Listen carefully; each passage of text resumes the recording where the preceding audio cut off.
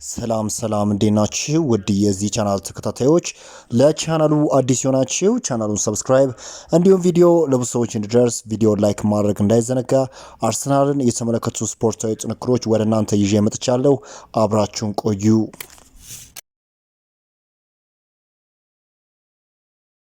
ሚካኤል አርቴታ በይፋ እንግዲህ ምርጫውን አሳውቋል። እንደሚታወቀው እንግዲህ በትላንትናው ዕለት የጀርመኑ ክለብ አርቢ ላይፕዚግ የቤንጃሚን ሴስኮን ዋጋ አሳውቋል። እንግዲህ ወደ 92.5 ሚሊዮን ፓውንድ የትኛውም ክለብ እንግዲህ ቤንጃሚን ሴስኮን ፈልጎ ከመጣ የለጠፉበት ዋጋ እንደሆነ የሚታወቅ ጉዳይ ነው። ታዲያ አርሰናሎች ይህን ያህል ወጪ የማውጣት ፍላጎት ያላቸው አይመስልም። እንዲሁም ሚካኤል አርቴታ አሁን ፊታቸውን ወደ ስፖርቲንግ ሊዝበኑ የፊት መስመር አጥቂ ቪክተር ዮክሬሽ እንዳዞሩ ነው እየተገለጸ የሚገኘው። ይህ ስዊድናዊ ተጫዋች እንግዲህ 62 ሚሊዮን ፓውንድ ያስወጣል ተብሎ ይጠበቃል። እንግዲህ መድፈኞቹ ኮንትራት ለማቅረብ እንደተዘጋጁ ይታወቃል።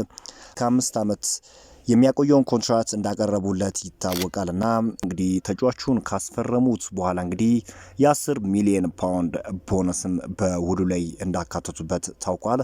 እንደሚታወቀው እንግዲህ ቪክተር ዮክሬሽ 26 ዓመቱ እንደሆነ ይታወቃል። 54 ጎሎችን በ52 ጨዋታዎች ማስመዝገብ የቻለ ሲሆን 13 ጎሎችንም እንግዲህ ለቡድን አጋሮቹ አመቻችቶ ማቀበል ችሏል። ታዲያ ይህንን ተጫዋች ማስፈረም የሚችሉ ከሆነ አርሰናል በፕሪሚየር ሊጉም ሆነ በሻምፒዮንስ ሊጉ ተወዳዳሪ ክለብ እንዲሆን ያደርገዋል ተብሎ ይጠበቃል።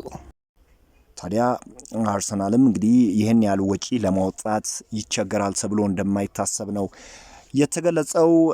ዋነኛ ኢላማቸውም ስዊድናዊ የፊት መስመር አጥቂ ቪክተር ዮክሬሽ እንደሆነ በይፋ በዛሬው ዕለት አሳውቋል። ምክንያቱም 92.5 ሚሊዮን ፓውንድ የማውጣት ምንም አይነት ሀሳብ እንደሌላቸው ነው መድፈኞቹ ያሳወቁት። አላማቸውም ቪክተር ዮክሬሽን ማስፈረም እንደሆነም ታውቋል። የቀድሞ የቼልሲ ተጫዋች ቶር አንድሬ ፈሎ አርሰናል የቀድሞ የአትሌቲኮ ማድሪዱን አጥቂ አሌክሳንደር ሶርሎትስን ለማስፈረም ሊያስቡበት እንደሚገባ ተናግሯል። ሶርሎት ከትልልቅ የፕሪሚየር ሊግ ክለቦች በአንዱ ማየት ፈልጋለሁ። እሱ በፕሪሚየር ሊግ ብናየው ጥሩ ነበር። እሱ በጣም ጥሩ እየሰራ ነው፣ ግን እንደ ተጫዋች በፕሪሚየር ሊግ ውስጥ ቢጫወት የበለጠ ይፈተናል። ለአርሰናል መጫወት ከቻለ ደግሞ ለሱ ጥሩ ነበር ሲል ነው የተናገረው። አርሰናል በክረምቱ ከባየር ሙኒክ ጋር በነፃ የሚለያየውን ሊሮ ሳኔን ለማስፈረም ከፍተኛ ፍላጎት እንዳለው አሳይቷል። ተጫዋቹ በተለይም እንግዲህ በፔፕ ጋርዲዮላው ማንቸስተር ሲቲ ብቃቱን በሚገባ ማሳየት ችሏል። ታዲያ የሰሜን ለንደኑ ክለብ አርሰናልም በተጫዋቹ ላይ ያለው ፍላጎት እየጨመረ ይገኛል። ከሚያስወጣ ወጪ አንጻር እንግዲህ ነፃ ወኪል እንደመሆኑ አንጻር ምንም አይነት ወጪ አያስወጣም። እንግዲህ ከአርሰናል የሚጠበቀው የተጫዋቹን ደሞዝ መሸፈን ብቻ ነውና ታዲያ አርሰናሎች ይህንን አማራጭ ለመመልከት ዝግጁ እንደሆኑ ነው እየተገለጸ የሚገኘው። አርቢ ላይፕዚግ የፕሪሚየር ሊጉ ክለቦች ስሎቬኒያዊውን አጥቂ ቤንጃሚን ሴስኮን ለማስፈረም ከፈለጉ 92.5 ሚሊዮን ፓውንድ ማቅረብ እንዳለባቸው ተገልጿል። አርሰናል በዚህ ውድድር ዓመት በጀርመን ቡንደስሊጋ 20 ጎሎቹን ያስቆጠረውን የ21 ዓመቱን ተጫዋች ለማስፈረም የሚፈልግ ሲሆን ሌሎች የእንግሊዝ ክለቦችም በተጫዋቹ ላይ ፍላጎት እንዳላቸው ተገልጿል። አሁን እንግዲህ የዚህ ተጫዋች ዝውውር ሞር እንግዲህ ውስብስብ የሚሆንበት ጊዜ እየመጣ ይመስላል። ምክንያቱም እንግዲህ አርሰናል 92.5 ሚሊዮን ፓውንድ ለተጫዋቹ ያቀርባል ተብሎ አይታሰብም። ቅድም እንዳሳወቅኳቸው የአርሰናል ሀሳብ እንግዲህ ሙሉ በሙሉ እንግዲህ ወደ ቪክተር ዮክሬሽ የማመዘን እድሉ ከፍ ይላል ተብሎ ነው የሚጠበቀው። ከዚህ ባሻገር እንግዲህ ቪክተር ዮክሬሽ በስትሬንግዝ አንጻር እንኳን በጣም ጠንካራ የሚባል ተጫዋች ነው። ፕሪሚየር ሊጉን ለመላመድ ይህን ያህል ይቸገራል ተብሎ አይጠበቅምና ከዚህ አንጻር አርሰናሎች ሙሉ ለሙሉ ትኩረታቸውን ወደ ቪክተር ዮክሬሽ ለማዞር እንዳሰቡም ተገልጸዋል። ቶማስ ፓርቲና አርሰናል በኮንትራት ማራዘሚያ ላይ በቃል ደረጃ ከስምምነት ደርሰዋል። የውል ማራዘሚያው ይፋ እንዲሆን አንዳንድ ያልተጨረሱ ነገሮች ሲጨረሱ ይፋም የሚደረግ ይሆናል። እንግዲህ ከዚህ በፊት ሚካኤል አርቴታ ቶማስ ፓርቲ በክለቡ እንዲቆይ ፍላጎቱን ማሳወቁ ይታወቃል። እንግዲህ የአርሰናል ሰዎችም የሚካኤል አርቴታን ሀሳብ ተቀብለውታል። ቶማስ ፓርቲም በፍላይ ኤሚሬትስ የሚቆይ ይሆናል።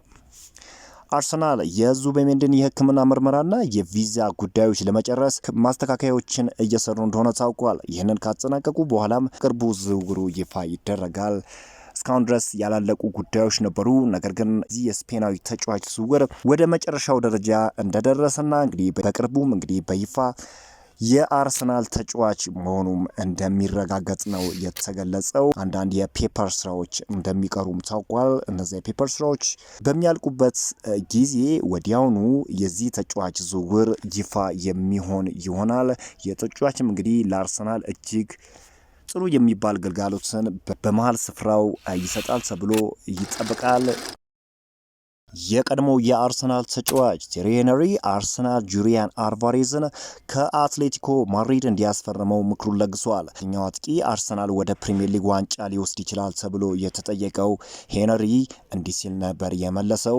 በዚህ ሰዓት ከመወዳቸው የ9 ቁጥር ተጫዋቾች አንዱ ጁሊያን አልቫሬዝ ነው። እሱ የሚጫወትበትን መንገድ እወደዋለሁ፣ ግን አርሰናል እሱን ሊያስፈርመው ይችላሉ የሚለው ነገር ጥያቄ ነው ሲል ነው እንግዲህ ቴሪ ሄንሪ የተናገረው። እንደሚታወቀው እንግዲህ ጁሊያን አልቫሬዝ ማንቸስተር ሲቲ ለቆ አትሌቲኮ ማድሪድን ከተቀላቀለበት ጊዜ ብዙ የመሰለፍ እድልን በማግኘት ራሱን በሚገባ በአትሌቲኮ ማድሪድ እያሳየ ይገኛል። ይህም ደግሞ በበርካታ የአውሮፓ ክለቦች እይታ ስር እንዲገባ አድርጎታል። ከነዛም ውስጥ ደግሞ አርሰናል በግንባር ቀደምነት የሚጠቀሰው ነው። ተጫዋቹን በክረምቱ የዝውውር መስኮትም ለማስፈረም ስራዎችን ለመስራት እቅድ እንዳለው አሳውቋል። ዝውውሩ እንደ ችግር ሊጠቀስ የሚችለው የተጫዋቹ ዋጋ ነው። እንግዲህ አትሌቲኮ ማድሪዶች ከተጫዋቹ ከፍተኛ የሆነ ገንዘብን እንደሚፈልጉም አሳውቀዋል። ውድ የዚህ ቻናል ተከታታዮች በአዳዲስ መረጃ እስክንገናኝ ድረስ መልካም ሁሉ ተመኘው።